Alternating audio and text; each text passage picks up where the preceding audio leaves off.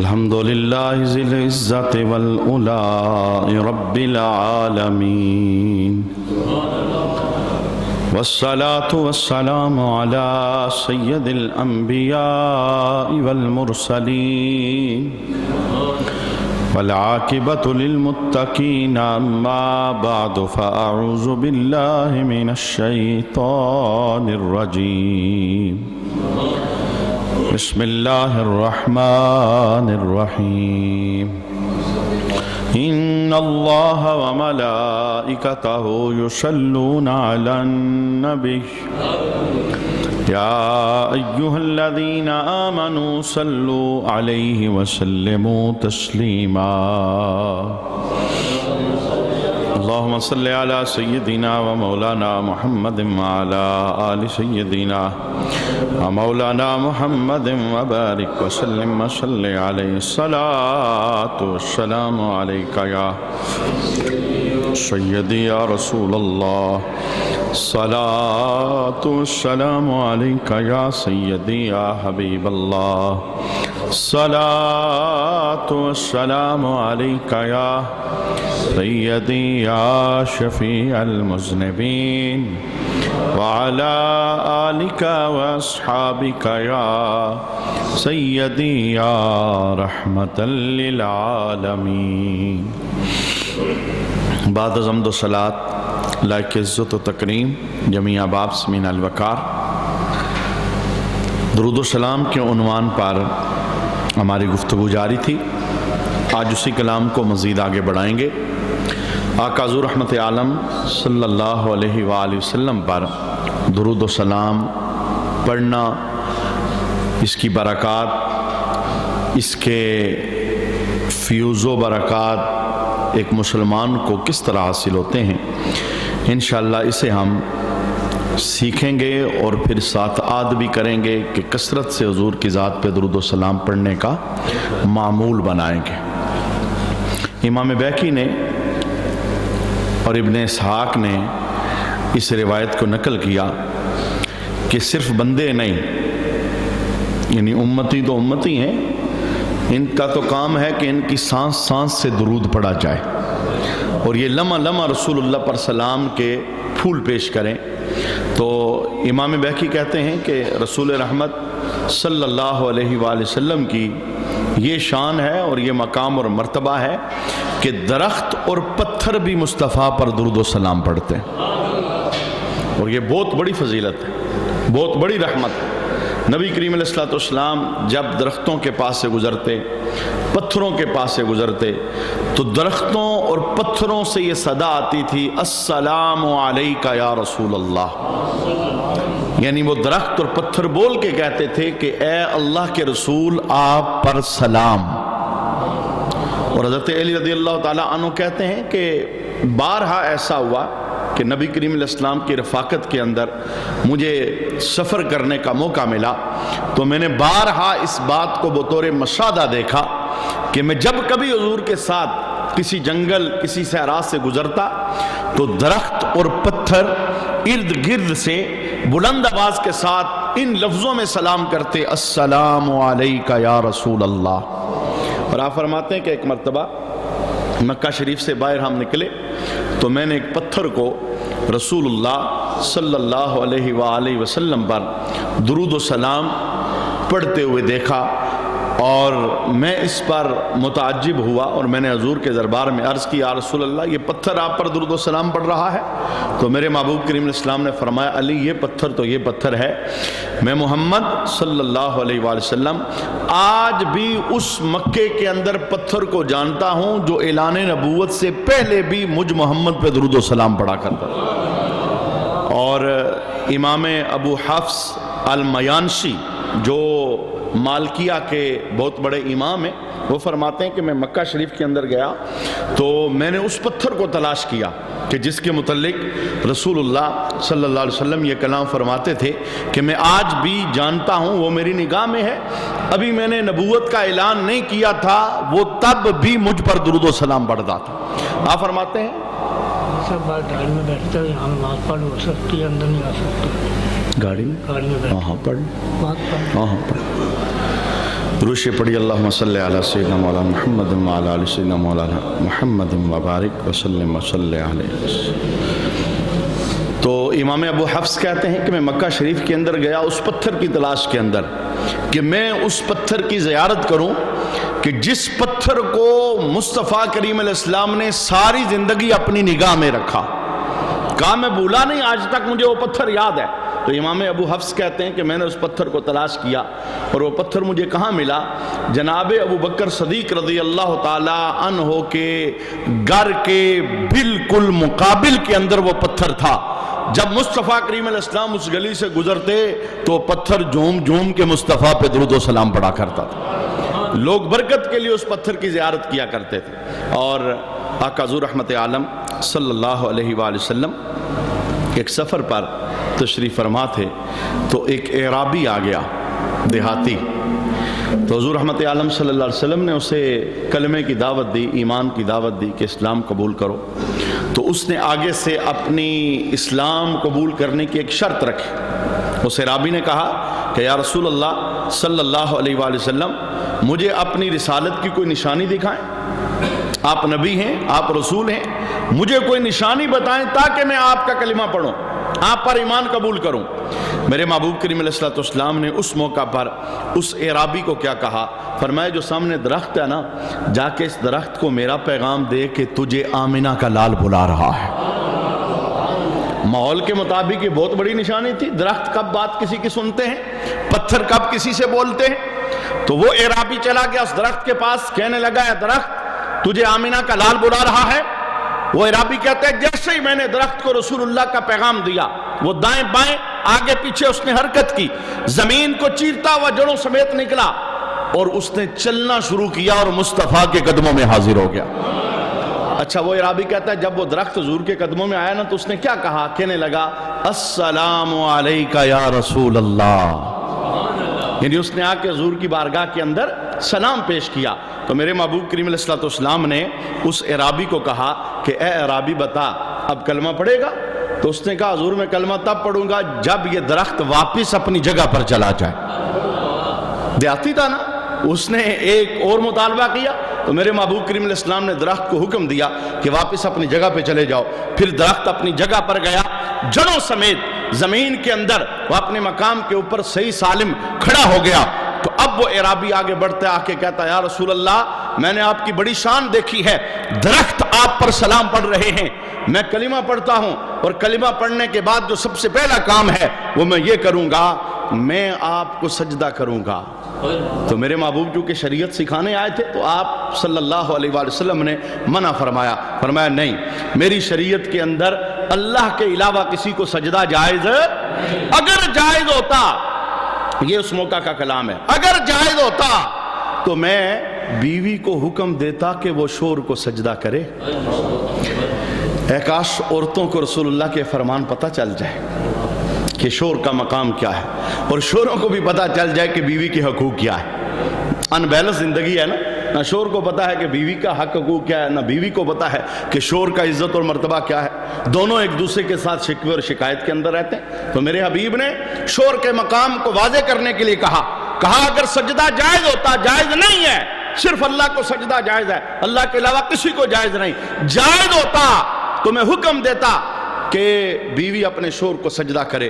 اب وہ دیہاتی کہتا ہے یا رسول اللہ اگر سجدہ کرنے کی اجازت نہیں تو پھر مجھے اجازت دیں، میں نے آپ کی شان بڑی دیکھی ہے، میں نے بڑا مقام دیکھا ہے، درخت نے آپ پر سلام پڑھا ہے، حضور اجازت دیں میں آپ کے ہاتھ بھی چومنا چاہتا ہوں اور آپ کے قدم بھی چومنا چاہتا ہوں.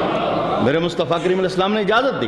باقاعدہ اعرابی نے رسول اللہ کے ہاتھوں کو بوسا دیا، حضور رحمت عالم کے قدموں کو بوسا دیا.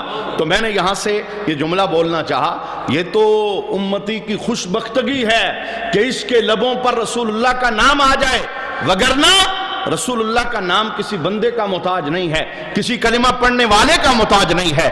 اللہ نے درختوں اور پتھروں کے لبوں پر مصطفیٰ کا نام جاری فرما دیا.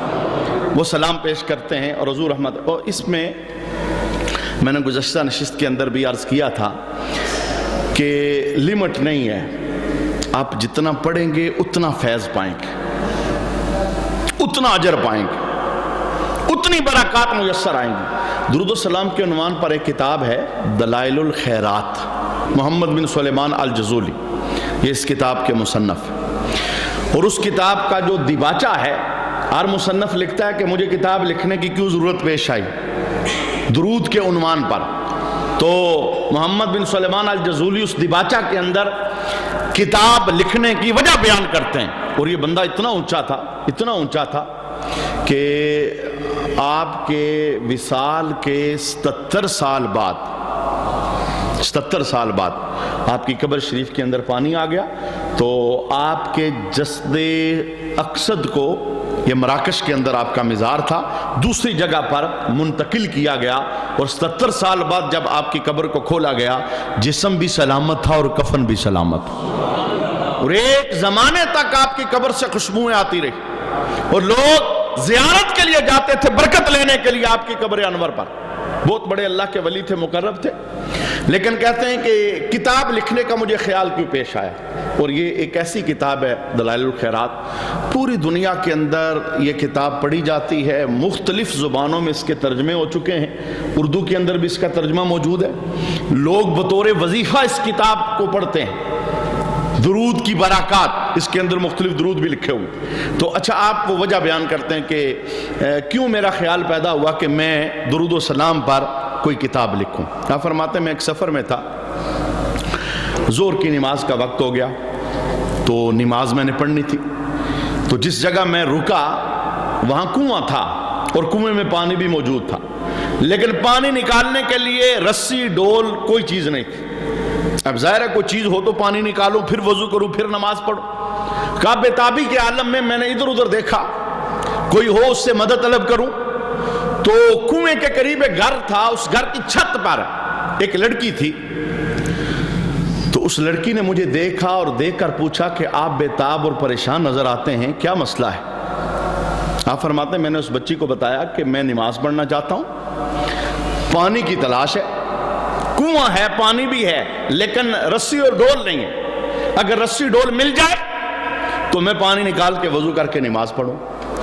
تو اس بچی نے، محمد بن سلیمان الجزولی کہتے ہیں، مجھ سے پوچھا کہ آپ کا نام کیا ہے، تو میں نے اپنا نام بتایا، چونکہ آپ کا شورا تھا ولایت کے اندر۔ تو اس بچی نے نام سن کر نا تنزیہ کی جملہ بولا، بچی کہنے لگی اتنا بڑا آپ کا نام ہے اور بغیر رسی اور ڈول کے پانی نہیں نکال سکتے، یعنی اتنے بڑے ولی ہیں، اللہ کے مقرب ہیں، اور پانی بغیر رسی ڈول کے نہیں نکال سکتے۔ تو آپ نے آگے سے اسے جواب دیا، کہا بیٹی پانی کے لیے تو ڈول رسی چاہیے، ایسے ہی پانی نکلتا ہے، بغیر ڈول اور رسی کے پانی کیسے نکلے گا؟ تو بچی اوپر چھت پہ کھڑی تھی نا، وہاں سے اس نے کنویں کے اندر تھوک دیا، اور جیسے اس نے کنویں کے اندر تھوکا نا، تو پانی جوش مارتا ہوا کنارے پر آ گیا۔ اس نے کہا کہ وضو کریں، پانی میں نے کنارے پر پہنچا دیا، وضو کریں۔ محمد بن سلیمان الجزولی کہتے ہیں میں نے وضو کیا، نماز پڑھی، پر ایک بات بار بار میرے دل کو لگے، یہ بچی بڑی صاحب کرامت ہے، اس کا تھوک اتنا مؤثر ہے، اس نے پانی میں تھوک ڈالا، پانی کناروں پر آ گیا۔ میں پوچھوں گا یہ بچی اتنی صاحب کرامت کیسے ہے، یہ بچی اتنے مقام اور مرتبے والی کیسے ہے؟ آپ فرماتے ہیں نماز پڑھ کے نا میں اس بچی کے گھر چلا گیا، میں نے کہا بیٹا میں نے تیری کرامت دیکھی ہے، تیرے تھوک کے اندر بڑا اثر ہے، تو نے تھوک پانی میں ڈالا، یہ کنارے پر آ گیا، میں پوچھنا چاہتا ہوں رب نے تجھے یہ مقام کیسے دیا، تیرا یہ مرتبہ کیسے تجھے ملا؟ اب وہ بچی اپنے مقام کے متعلق خود بیان کرتی ہے، کہتی ہے محمد بن سلیمان الجزولی جو کچھ آپ نے دیکھا ہے نا، یہ سب مصطفیٰ پہ پڑے گے درود کی برکت ہے۔ میرا وظیفہ ہے، میں رج رج کے درود پڑھتی ہوں، درود و سلام کی برکت کی وجہ سے رب نے مجھے عزت عطا فرمائی ہے۔ تو جناب علی، جو بندہ بھی اونچا ہونا چاہتا ہے، بلند ہونا چاہتا ہے، نبی کریم علیہ السلام کے ساتھ اپنے تعلقات کو بحال کرنا چاہتا ہے، اور وہ چاہتا ہے کہ میں حضور کی نگاہ میں رہوں، تو اس کی زبان درود و سلام سے تر رہنی چاہیے، درود و سلام سے تر رہنی چاہیے۔ میں اس پر ایک اور حدیث شریف آپ کے سامنے پیش کرنا چاہتا ہوں۔ دیکھیے مختلف لوگ نا کتابوں کے ساتھ ان کا تعلق ہے، یعنی طالب علم ہیں، موبائلوں کے اندر چیزیں لکھتے ہیں، کمپیوٹر میں چیزیں لکھتے ہیں، ٹائپنگ کرتے ہیں، تو ہمیں حکم شرع یہ ہے کہ جب کبھی ہم رسول اللہ صلی اللہ علیہ وآلہ وسلم کا نام پڑھیں یا لکھیں تو حضور رحمت عالم صلی اللہ علیہ وآلہ وسلم پر درود و سلام پڑھیں، کیونکہ یہ حدیث ہم نے گزشتہ نشست میں سماعت کی کہ بڑا بخیل ہے وہ بندہ کہ جس کے سامنے میرا ذکر ہوا اور اس نے مجھ پر درود، بندہ بخل میں آ جاتا ہے اگر درود نہ پڑھے۔ سن کر نام یہی حکم ہے اور لکھ کر نام بھی یہی حکم ہے۔ ہمارے ہاں لوگ شارٹ کٹ چاہتے ہیں ہر معاملے کے اندر، تو جو لکھنے والے لوگ ہیں نا وہ لکھتے لکھتے جب حضور رحمت عالم صلی اللہ علیہ وآلہ وسلم کا نام آتا ہے تو درود لکھنے کے اندر تھوڑی غفلت کر جاتے ہیں، خالی سعد لکھ دیتے ہیں، جہاں درود لکھنا ہو خالی سعد لکھ دیتے ہیں۔ اور علماء نے باقاعدہ فتویٰ دیا ہے کہ رسول اللہ صلی اللہ علیہ وسلم کے نام کے ساتھ درود کی جگہ خالی سعد لکھنا یہ حرام ہے، یہ سعد درود نہیں ہے۔ اسی طرح صحابی کا نام ہے تو رضی اللہ تعالیٰ عنہ اس کی جگہ را اور ضاد یہ لکھ دیتے ہیں۔ اسی طرح کسی ولی کا نام ہے رحمت اللہ تعالیٰ علیہ، اس کی جگہ را اور ہا لکھ دیتے ہیں شارٹ کٹ۔ تو فضیلت تب ملے گی جب کلام پورا لکھا جائے گا۔ لیکن سنیے، جس بندے نے رسول اللہ صلی اللہ علیہ وآلہ وسلم کا نام نامی اسم گرامی لکھا اور ساتھ اس نے رسول اللہ صلی اللہ علیہ وسلم پر درود و سلام بھی لکھا، کمپیوٹر میں تھا، موبائل میں تھا، نوٹ بک میں تھا، کسی جگہ پر بھی، تو میرے محبوب نے اس کی فضیلت بیان فرمائی۔ اللہ کے حبیب ارشاد فرماتے ہیں من صلی علیہ فی کتاب، جس نے کتاب میں مجھ محمد پر درود لکھا، میرا نام آ گیا تو اس نے، یہ جتنے ہمارے طلباء ہیں انہیں یہ بات پڑھائیے، وہ نوٹ بک تیار کرتے ہوئے حضور رحمت عالم صلی اللہ علیہ وآلہ وسلم کا نام نام اسم گرامی جہاں آتا ہے پہلی بات ہے شارٹ کر دیتے ہیں، اور کچھ شارٹ بھی نہیں کرتے، درود لکھتے ہی نہیں ہیں، تو پوری تعظیم کے ساتھ حضور رحمت عالم صلی اللہ علیہ وآلہ وسلم پر درود لکھیے اور اس کا فائدہ دیکھیے۔ میرے محبوب کریم علیہ السلام ارشاد فرماتے ہیں جس نے کتابت کرتے ہوئے لکھتے ہوئے میرا نام آیا تو اس نے درود لکھا، اللہ کے حبیب جناب محمد رسول اللہ صلی اللہ علیہ وآلہ وسلم فرماتے ہیں لم تزل الملائکۃ یستغفرون لہ ما دام اسمی فی ذالک الکتاب، فرمایا جب تک اس کتاب میں مجھ محمد صلی اللہ علیہ وآلہ وسلم کا نام موجود رہے گا، درود و سلام موجود رہے گا، رب کے فرشتے اس بندے کی بخشش کی دعائیں مانگتے رہیں۔ کتنی بڑی رحمت معابی ہے، اس کے تو چند سیکنڈ لگیں لیکن اس کے لیے بخشش کا سامان یہ ہمیشہ ہمیشہ کے لیے ہو گیا، اس سے تھوڑی توجہ لی۔ اور یہ جو محبت والے لوگ ہیں نا، انہوں نے جو تحریریں لکھی ہیں اور آج ان کا نام ہے، وہ لوگ دنیا سے چلے گئے، 300 سال ہو گئے، 400 سال ہو گئے، 500 سال ہو گئے، قبروں میں لیٹے ہیں، لیکن آج بھی ان کے نام تر و تازہ ہے۔ میں ان میں سے ایک نام بولنا چاہتا ہوں، امام بخاری۔ یہ حدیث شریف کی بڑی معتبر کتاب ہے اور کہا جاتا ہے قرآن کے بعد سب سے اصح درجہ وہ اس کتاب کی، لیکن جس بندے نے کتاب لکھی ہے اس بندے کو رسول اللہ صلی اللہ علیہ وآلہ وسلم سے پیار کتنا تھا، محبت کتنی تھی، ادب اور احترام کتنا تھا، کتنے اہتمام کے ساتھ اس نے بخاری شریف کے اندر حدیثوں کو جمع فرمایا، اور آج اس بندے کا نام ہر منبر اور محراب سے لیا جاتا ہے اور اس کا مزار آج بھی رحمتیں بانٹ رہا ہے۔ امام بخاری کہتے ہیں کہ جب میں رسول اللہ صلی اللہ علیہ وآلہ وسلم کی حدیث شریف لکھا کرتا تھا تو اس کے لیے میں اہتمام کیا کرتا تھا، سب سے پہلے میں غسل کرتا تھا۔ ہم تو جمعہ کے لیے غسل کرتے ہیں، کہا میں حدیث لکھنے کا جب ارادہ کرتا اور دل میں تہیہ کرتا کہ میں محبوب کریم علیہ السلام کے لبوں سے نکلے جملے لکھنے لگا ہوں تو سب سے پہلے میں غسل کرتا، صاف ستھرے کپڑے پہنتا، خوشبو لگاتا، صلی رکعتین، پھر 2 نفل شکرانے کے پڑھتا کہ میں وہ خوشبخت ہوں، ان ناموں کو لکھ رہا ہوں جو سونے محمد کی زبان سے نکلے۔ کہا پھر میں کیا کرتا، غسل، کپڑے تبدیل، خوشبو کا اہتمام، 2 نفل، اس کے بعد میں اپنے ہاتھ میں قلم اٹھاتا اور آنکھ بند کر کے سونے حبیب پر درود و سلام پڑھنا شروع کر دیتا۔ کے بعد میں ایک حدیث اللہ کے حبیب جناب محمد رسول اللہ صلی اللہ علیہ وآلہ وسلم کی وہ کتاب کے اندر لکھ دا. کسی نے آپ سے پوچھا کہ آپ یہ اتنا اہتمام کیوں کرتے ہیں؟ ایک حدیث لکھنی ہے، غسل ہو رہا ہے اور کپڑے تبدیل ہو رہے ہیں، خوشبو لگائی جا رہی ہے، اور پھر نام محمد کو درود پڑھتے پڑھتے قلم سے لکھا جا رہا ہے. تو آپ فرماتے ہیں رب نے میری طبیعت ایسے بنائی ہے، میں چاہتا ہوں سونے کی زبان سے جو کلمے نکلے ہیں پورے ادب سے انہیں لکھا جائے. اور آج اس ادب کی وجہ سے یہ حدیث کی کتاب ہر جگہ معروف اور مشہور ہے. کوشش کیجئے رسول رحمت صلی اللہ علیہ وآلہ وسلم کی ذات والا شان پر درود پڑھنے میں بھی غفلت نہ ہو اور درود لکھنے میں بھی، کیونکہ ہمارے مسلمان نا بہت جلدی میں، ان کی جلدی تب ختم ہوگی جب حضرت اسرائیل آئیں گے، جب سوئی کی گھڑی کی سوئیاں رک جائیں گی، ٹائم ختم ہو جائے گا، پھر ان کی جلدی ختم، وگرنہ یہ بہت جلدی میں، کسی چیز کا ان کے پاس وقت نہیں.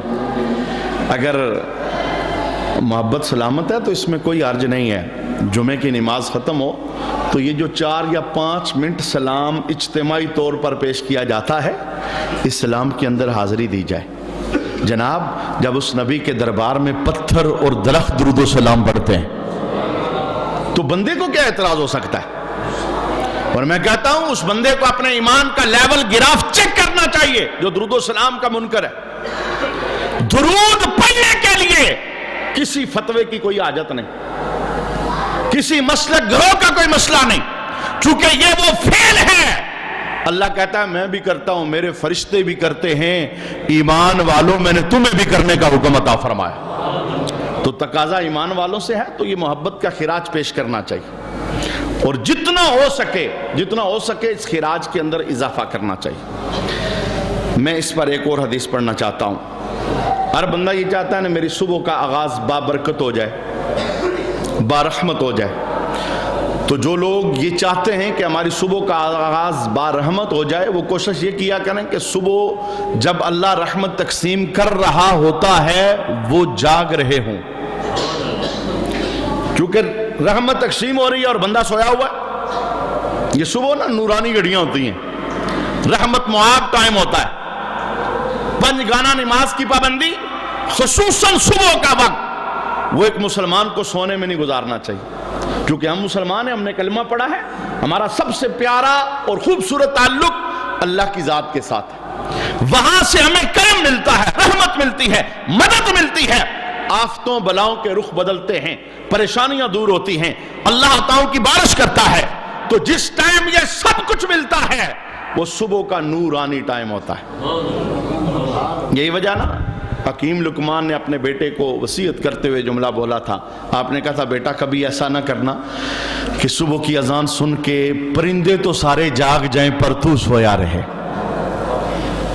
اتنا یورپ کے اقدار کے اندر گم نہ ہو جانا کہ رات 2 بجے سوئے اور صبح 10 بجے اٹھے. کہا جی آج چھٹی کا دن ہے. بھائی ہر چیز کی چھٹی ہو سکتی ہے پر نماز کی چھٹی. اور یہ کتنے شرم کی بات ہے. کام کاج پہ جانا ہے، منڈی جانا ہے، تجارت کے ٹھیے پہ جانا ہے تو سرے دانت صبح اٹھ کے بندہ ادھر کا رخ کر رہا ہے. لیکن آج گھر چھٹی ہے، کہتا جی چھٹی ہے، سویا رہوں تو کیا ہے، کوئی بات نہیں. تو مانا یہ کہ ہمیں تجارت کی ویلیو کا تو پتا ہے پر رب کے دربار میں جانے کی ویلیو کا نہیں پتا. سن لیجئے اس کی ویلیو. میرے محبوب کریم علیہ السلام فرماتے ہیں جس بندے نے صبح کا آغاز نا فجر کی نماز کے ساتھ کیا نا تو اس کے ساتھ اللہ ایک فرشتہ بھیجتا ہے اور اللہ کہتا ہے ایمان کا جھنڈا لے کے ساتھ جا جدھر یہ جا رہا ہے. بندہ نماز پڑھ کے گھر میں آیا، فرشتہ وہ جھنڈا لے کے گھر میں آ گیا. بندہ نماز پڑھ کے کاروبار کے ٹھیے پہ چلا گیا، فرشتہ وہ کاروبار کے ٹھیے پر ایمان والا جھنڈا لے کے چلا گیا. اور حدیث کا دوسرا جملہ سنیے، فرمایا جس بندے نے اپنی صبح کا آغاز نماز سے نہیں کیا، بغیر نماز پڑھے، بغیر، ایسے بے برکت لوگ ہماری قوم کے اندر موجود ہیں. 2 بجے 3 بجے وہ کاروبار کے ٹھیے پر پہنچ جائیں گے، اذان نماز اس کی کوئی فکر نہیں. ہم مسلمان ہیں، ہمیں ضابطے اپنے خود بنانے، ہمیں طریقے اپنے خود بنانے. حالات کے ہاتھوں مجبور ہو کر ہم نے اللہ رسول کا در نہیں چھوڑنا. اور ہمارے لیے مثال ہے صحابہ کی زندگی. ہم سے بڑھ کر وہ لوگ مصروف تھے, ان جیسا مصروف کائنات میں کوئی اور. ہمارے پاس تو سہولت ہی سہولت ہے, کھانا ہے, سونا ہے, پہننا ہے, فنکشنوں میں جانا ہے, خوشیوں غموں میں شرکت کرنی ہے, اللہ کی نعمتوں کی بہتات ہے. ذرا ان لوگوں کی زندگی کو چیک کیجئے جن کے پاس رہنے کے لیے چھت نہیں, بارش ہوتی ہے تو لوگ پانی اندر آ جاتے ہیں, بھیگ جاتے ہیں. جناب کاروبار نہیں, کھانے کے لیے کچھ نہیں, زندگی مشکل ترین ہے. لیکن ان لوگوں کا طریقہ کار کیا تھا؟ سارے صحابہ کہتے ہیں ہم میں سے کسی کے ہاتھ میں ہتھوڑا ہوتا, کسی کے ہاتھ میں کدال ہوتی, کوئی کاروبار کے ٹھیے پہ بیٹھا ہوتا, ادھر مسجد سے آواز آتی حی علی الصلاۃ, آؤ نماز کی طرف, تو جس نے ہتھوڑا اٹھایا ہوتا کہ ابھی لوہے پر ضرب لگائے گا, وہ ضرب نہیں لگاتا تھا, ہتھوڑا پھینک کے رب کے دربار میں حاضر ہو جاتا تھا. مصروف تو وہ لوگ تھے, لیکن انہوں نے حق ادا کیا ہے. تو میں حدیث کا دوسرا پہلو بتانا چاہتا ہوں. ایک بندہ صبح اٹھا, اس نے نماز نہیں پڑھی, رحمت کا ٹائم تھا, اس نے رحمت کمائی نہیں, بغیر نماز پڑھے دفتر چلا گیا, دکان پہ چلا گیا, منڈی, کاروبار, بازار, جدھر بھی چلا گیا. میرے محبوب کریم علیہ السلام ارشاد فرماتے ہیں جس نے نماز پڑھی تھی اس کے ساتھ فرشتہ ایمان کا جھنڈا اٹھا کے جاتا ہے, جدھر جدھر جائے گا برکت ساتھ ساتھ جائے گی. اور جس نے نماز نہیں پڑھی اس کے ساتھ شیطان اپنا جھنڈا اٹھا کے جاتا ہے, اور اولی اولی کہہ رہا ہوتا ہے لگ پتا جائے گا تجھے, برکت آ گئی تو بتانا, فائدہ ہو گیا تو بتانا, غم دور ہو گیا تو بتانا. یہی وجہ ہے, پٹتے دیکھے ہیں لوگ ہم نے جنہوں نے یہ کہا ہمارے پاس ٹائم نہیں, صبح سے لے کے شام تک دوڑے, رب کو بلایا, رسول اللہ کو بلایا, شریعت, مذہب, ایمان نام کی کوئی چیز نہیں, پٹتے رہ گئے. پوری زندگی دوڑ لگی رہی, اور جب آخری ٹائم آیا نا تو ہاتھ دونوں سر پہ رکھ لیا, ہائے میں تو کچھ نہیں کر سکا. تو یہ کرنے ہی کے لیے تو اللہ نے ہمیں بھیجا ہے, کرنے ہی کے لیے. اچھا آئیے, میں جو حدیث پڑھنا چاہتا تھا کہ صبح برکت والا ٹائم ہوتا ہے, تو میرے محبوب چاہتے ہیں کہ نماز بھی پڑھو تو ساتھ کچھ اور بھی کرو. وہ اور کیا ہے؟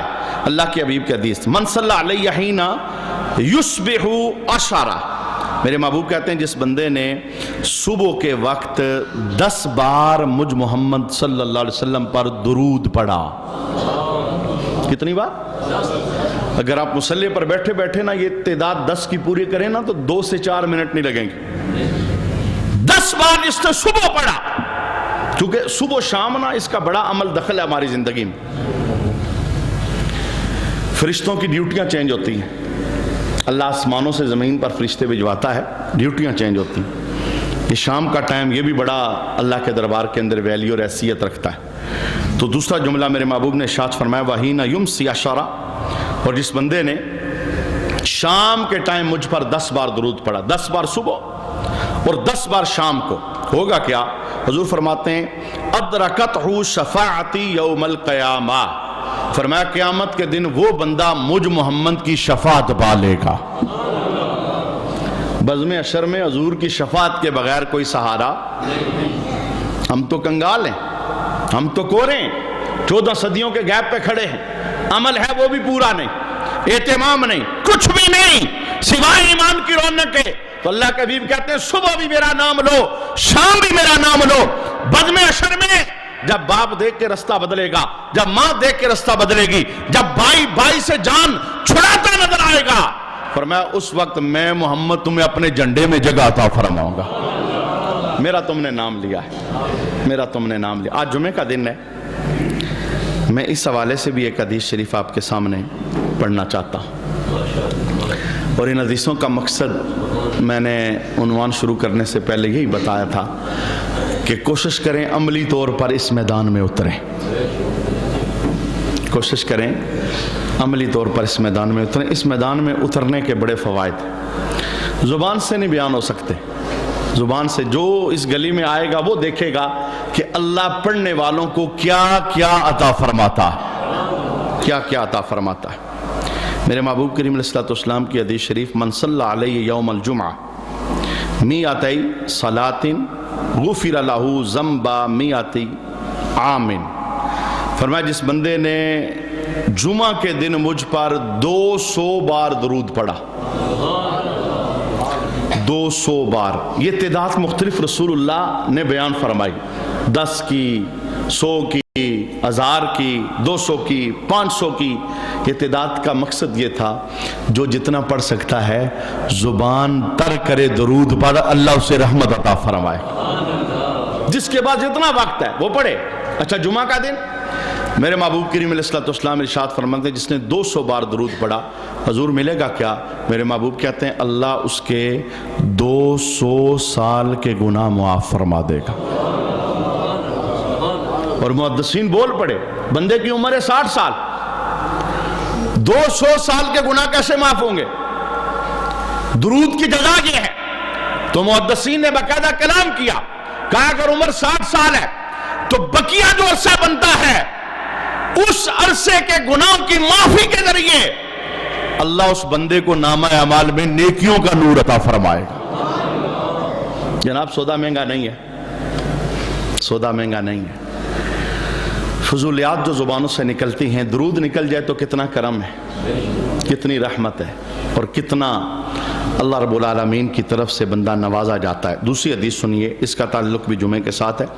میرے محبوب کریم علیہ السلام نے ارشاد فرمایا من صلی علیہ یوم الجمعہ، تعداد مقرر نہیں کی، فرمایا جس نے جمعے والے دن درود پڑھا، 1 بار پڑھا، 10 بار پڑھا، 100 بار پڑھا، 20 بار پڑھا، محبت سے جس نے جمعے والے دن درود پڑھا، خاص کر کے اس دن کے متعلق، تو اللہ کے حبیب کہتے ہیں کانت شفاعت اللہ اندی یوم القیامہ، فرمایا میں محمد گواہی دیتا ہوں بزم اشر میں اس کی شفاعت کروں گا، میں اس کی شفاعت کروں گا، میں اس کا ضامن ہوں. اور یہ شفاعت نا جو رسول اللہ صلی اللہ علیہ وسلم کا منصب ہے بڑا اونچا ہے. علامہ منذری نے ترغیب و ترہیب کے اندر حدیث شریف نقل کی کہ رسول اللہ صلی اللہ علیہ وسلم ارشاد فرماتے ہیں کہ اللہ نے مجھے شفاعت اور آدھی امت کی بخشش کے درمیان اختیار دیا. رب نے کہا کہ محبوب اگر آپ چاہتے ہو کہ آپ کی آدھی امت بغیر حساب کے جنت جائے لیکن آپ شفاعت نہیں کریں گے، اور اگر آپ چاہتے ہیں کہ آپ شفاعت کریں تو پھر آدھی امت بغیر حساب کے جنت نہیں جائے گی. تو میرے حبیب نے ان دو میں سے ایک بات اختیار کرنی تھی، تو رسول اللہ فرماتے ہیں میرے غلاموں میں نے شفاعت کو اختیار کیا. پوچھا گیا یا رسول اللہ آدھی امت بغیر حساب کے جنت جانا چھوڑ کر آپ نے شفاعت کو اختیار کیا؟ کہا ہاں، اس لیے کہ آدھی امت بغیر حساب کے جنت چلی گئی تو جو باقی آدھی ہے، اگر شفاعت کی اجازت سلب ہو گئی تو باقی آدھی کا کیا بنے گا؟ میں اس وقت تک رب کے دربار کے اندر شفاعت کرتا رہوں گا جب تک ایک کلمہ پڑھنے والا بھی دوزخ کے اندر موجود ہے.